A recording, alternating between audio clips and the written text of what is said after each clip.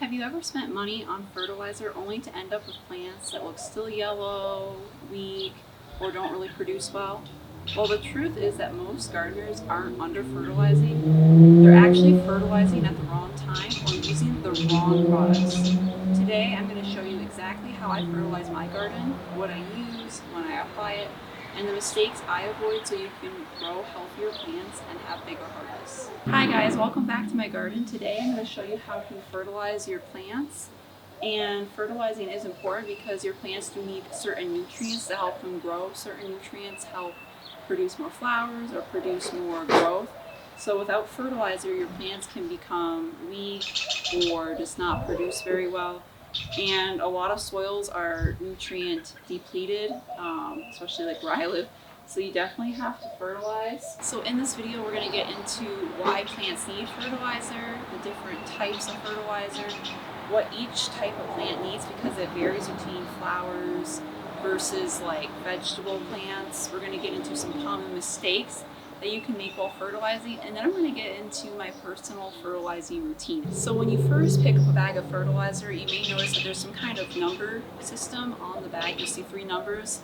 This is called the NPK ratio. So N stands for nitrogen, P stands for phosphorus, that's the middle number, and then the last number is K, which is potassium. Nitrogen is responsible for the leafy growth of the plant, so that's what makes the plant grow big and grow lots of leaves. The second number, phosphorus, is responsible for the overall fruiting and flowering of the plant, growing strong roots, like for carrots, for example, or tulips, bulbing flowers. And then potassium is responsible for the overall plant health. For example, you want to have strong disease-resistant plants, bug-resistant plants, so that's where potassium comes in. And some overall symptoms or signs that your plant might need fertilizer is if you see yellowing, weak stems, poor growth, not producing very well, not flowering, not fruiting. These are all signs that your plant needs fertilizer. So in this video, I'm going to be talking about organic fertilizers because I do organic gardening. And there are different types of fertilizing type of products. For example, there is compost. You can use compost tea, worm casting. Other examples are bone meal, blood meal, fish emulsion. These types of fertilizers are organic fertilizers. They're slow releasing, so they're not going to shock your plants as much as the chemical non-organic fertilizers. And they also improve the soil health as well as boost the soil microbes. So these are all good things to feed your plants, but they serve different purposes though, so it's important to understand what to use when. So for example, like the bone meal, the blood meal, these types of fertilizers are good to apply at the beginning of the season, like when you're first planting, whereas like the liquid fertilizers are better to apply while the plants are growing. And then things like compost and worm castings, those are good to apply in between seasons, so that would be good to put in like the spring or the fall. Certain crops are more heavy feeders though, like tomatoes, peppers, eggplants, corn. There are certain plants, I think even cucumber maybe, are going to be heavier feeders, and so sometimes I will even add like a little bit more nitrogen, which I use blood meal for the nitrogen, or I put in a little bone meal or something. Sometimes I might add a little bit or sprinkle some compost around the plants throughout the growing season because they need a lot of nutrients. There are also certain plants that don't need a lot of food, like flowers tend not to need as much food, like most flowers, not all. And herbs don't need a lot of fertilizer. One plant I definitely don't really fertilize at all is beans. Beans, they naturally are pulling nitrogen and the nutrients out of the soil. They're actually soil builders. So beans are a great crop, by the way, to plant throughout your garden because they help build the soil, as well as peas. So I'm just going to mention a few different crops and how I fertilize them throughout the growing season. So for example, tomatoes, the bed where I'm going to plant the tomatoes, I'll put in a layer of compost. And then as I'm digging each hole, I'll sprinkle in mycorrhiza, which is like a fungi that helps build the strong roots. I will put in bone meal and blood meal to help with the growth of the plant. And then throughout the growing season, I fertilize the tomatoes with fish emulsion or a fish fertilizer. And by the way, I'll have all these things linked in the description box down below if you're wondering exactly what I use. Cucumbers and squash need a lot of fertilizer, so I regularly fertilize them throughout the season. There's something that I might sprinkle some of the granular fertilizer maybe in the middle of the growing season just to make sure they have enough to produce those huge fruits, especially like pumpkins. The pumpkins are really good to grow in composted cow manure. They do really well.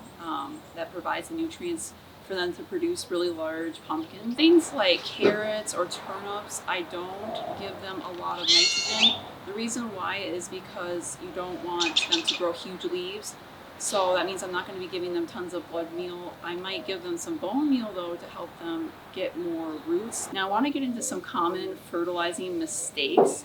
One mistake that people make often is over fertilizing. So when you over fertilize, it can weaken the plant. It can actually cause it to have a whole ton of leaves and not a lot of fruit. And then it can also just underproduce as well. So you want to make sure that you're not over fertilizing, especially all at once, can shock the plant. Another mistake that people often make is not using compost, relying on the fertilizer to do the job of the compost. You still need compost. So don't forget to do compost and fertilizer. And then also another mistake that people make is fertilizing the flowers and the vegetables, like fertilizing all your plants with the same fertilizer. Different plants have different needs, so you need to make sure that you are using different types of fertilizer based on what each plant needs. So just for reference, nitrogen, you can get nitrogen from things like blood meal, and phosphorus you can get from like bone meal, for example, and then potassium you can get from potash. So I just wanted to mention that in case you didn't know that. But those are common sources of those nutrients. An all-purpose fertilizer, like a vegetable garden all-purpose fertilizer, something like vegetable tone, is going to just provide an overall base for your garden, but you really do need to tailor your fertilizing needs per plant. My simple fertilizing routine is when I go to plant, the first thing I do is just make sure all the debris is cleared out of the beds. Then I put in the compost. Then I dig the holes for the plants, and in each hole I'll put in like mycorrhiza for roots if I need to. I'll put in like blood meal or bone meal, whatever the plant's gonna need. Then also sometimes I'll put in azomite, I think that's how you say it, for minerals, and sometimes I'll put in worm castings to help with the richness of the soil. It gives the plants a boost. Improves the overall health of the plants. So each plant is a little different, but that's my general routine throughout the growing season. As I mentioned, every 2 weeks I give most of the plants, not maybe so much the flowers, but especially the vegetables, I give those fish fertilizer. I use either something like Alaska fish fertilizer, it's a liquid fertilizer, or some type of fish and seaweed fertilizer that's organic. Plants like my berries, my fruit trees, the fruit trees I fertilize at the beginning like of the season, in the spring and the fall, and then sometimes in the middle because my fruit trees are in pots, so they need more fertilizer than fruit trees are just in the ground.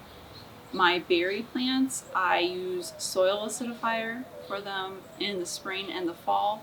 And then every month or two, I give them a little bit of granular berry fertilizer. So they're a little different maybe than some of my other vegetable plants, but that's my specific routine for berries. And then I also wanted to mention, in the fall, I will clear out the beds if I can. If not, I'll clear them out in the spring. And then sometimes I'll also add a little bit more compost to help top up the beds. Especially if you're using raised beds, the soil level stays down a lot. So I hope that this video was helpful for you. If you have any more tips about fertilizing, leave them down in the comment section down below.